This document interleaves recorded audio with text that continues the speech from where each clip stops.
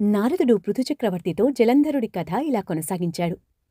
జలంధరుడి భార్య అయిన బృంద మునీశ్వరుని వద్దకు వెళ్లి తన భర్త యోగక్షేమాల గురించి అడిగింది. అప్పుడా ముని కరుణాకరమైన దృష్టులను ప్రసరిస్తూ ఆ ఋషి ఆకాశం వంక చూశాడు. వెంటనే 2 వానరులు వచ్చారు. మునివారికి కనుబొమలతోనే కర్తవ్యాన్ని ఆజ్ఞాపించాడు. ఆ 2 కోతులు మళ్లీ ఆకాశానికి ఎగిరి అతి స్వల్పకాలంలోనే తెగిన జలంధరుడి చేతులను, మొండెమును, తలను తెచ్చి వారి ముందుంచాయి. తన భర్త ఖండితావయవాలను చూసిన బృంద గొల్లుమని ఏడ్చింది. అక్కడే ఉన్న ఋషి పాదాలపై పడి తన భర్తను బ్రతికించవలసిందిగా ప్రార్థించింది. అందుకా ముని నవ్వుతూ, శివోపహతులైన వాళ్లని బ్రతికించడం ఎవ్వరికీ సాధ్యం కాదు. అయినా నాకు నీ పట్ల ఏర్పడిన అవ్యాజమైన కరుణ వలన తప్పక బ్రతికిస్తాను అంటూనే అంతర్హితుడయ్యాడు. అతనలా మాయమైందే తడవుగా జలంధరుడి అవయవాలన్నీ అతుక్కుని అతడు సజీవుడయ్యాడు. ఖిన్నురాలై ఉన్న బృందను కౌగిలించుకుని ఆమె ముఖాన్ని పదే పదే ముద్దాడాడు. పునర్జీవితుడైన భర్త పట్ల అనురాగంతో బృంద పులకరించిపోయింది. వారిద్దరూ ఆ వనంలోనే వివిధ రకాలుగా శృతక్రీడల్లో మునిగిపోయారు. మరణించిన మనోహరుడు మరలా బ్రతికి వచ్చాడనే ఆనందంలో బృంద వెంటనే గుర్తుపట్టలేకపోయినా ఒకానొక సురతసుఖానంతరం అతన్ని విష్ణువుగా గుర్తించింది. మగని వేషంలో వచ్చి తన పాతివృత్యాన్ని మంటగలిపిన ఆ మాధవునిపై విపరీతంగా ఆగ్రహించింది. ఓ విష్ణుమూర్తి, పరస్త్రీగామివై చరించిన నీ ప్రవర్తన నిందింపబడునుగాక. నీ మాయతో ఇతఃపూర్వం కల్పించిన వానరులిద్దరూ రాక్షసులై జన్మించి నీ భార్యనే హరించెదరుకాక.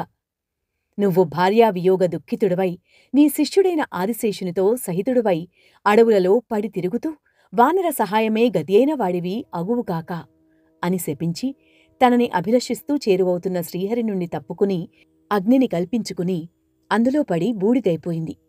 అందుకు చింతించిన విష్ణువు మాటిమాటికి ఆ బృందనే స్మరించసాగాడు.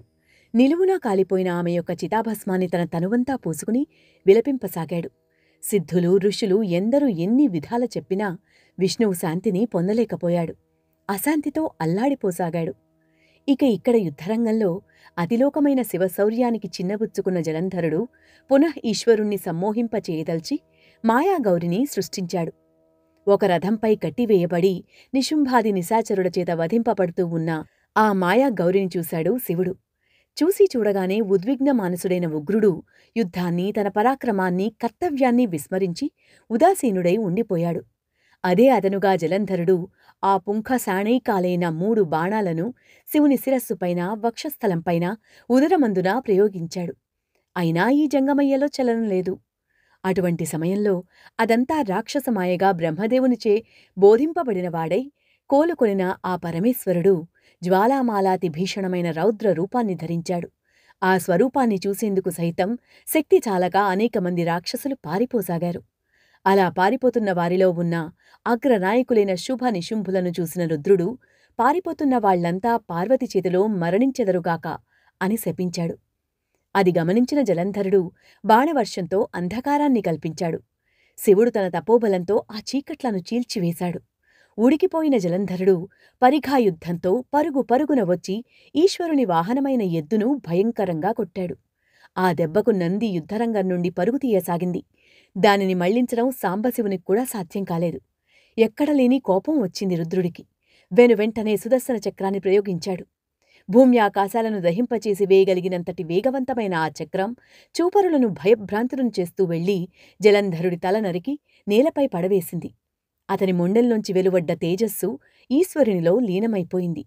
బ్రహ్మాది దేవతలందరూ సంతోషాతిరేకులు, అవనత శిరస్కులు అయి ఆ చంద్రశేఖరునకు ప్రణమిల్లారు, స్తుతించారు, కృతజ్ఞతలు చెప్పుకున్నారు. అనంతరం బృందామోహితుడై అడవులలోబడి అల్లాడిపోతున్న విష్ణువును స్వస్థుని చేసే ఉపాయాన్ని కూడా అనుగ్రహించమని కోరగా అందుక్కాను పరాశక్తిని వేడుకోమని చెప్పి జయజయధ్వానాల నడుమ సకలగణ సమేతుడై గృహోన్ముఖుడయ్యాడు పరమేశ్వరుడు. శివాజ్ఞ ప్రకారం దేవతలు మహామాయని ప్రార్థించసాగారు.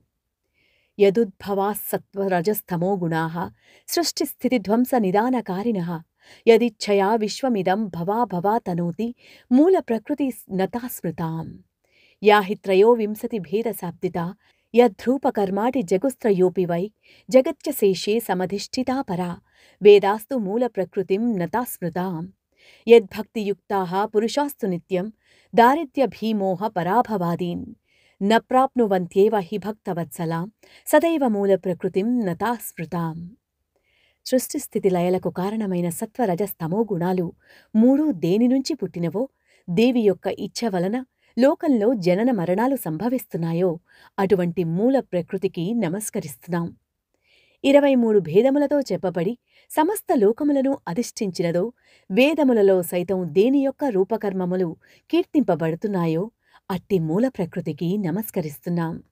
దేనియందు భక్తుడైన వాడు దరిద్ర భయ మోహ పరాభవాలను పొందడో, ఏదైతే తన భక్తులయందు ఎడతెగని ప్రేమ కలదో ఆ మూల ప్రకృతికి నమస్కరిస్తున్నాం అని దేవతలు ప్రార్థన చేయగానే ఆకాశంలో జ్వాలాయుతమైన అద్భుత తేజస్సొకటి పొడచూపి, ఓ దేవతలారా, త్రిగుణాల రీత్యా నేను త్రిమూర్తులను ధరించి ఉన్నాను.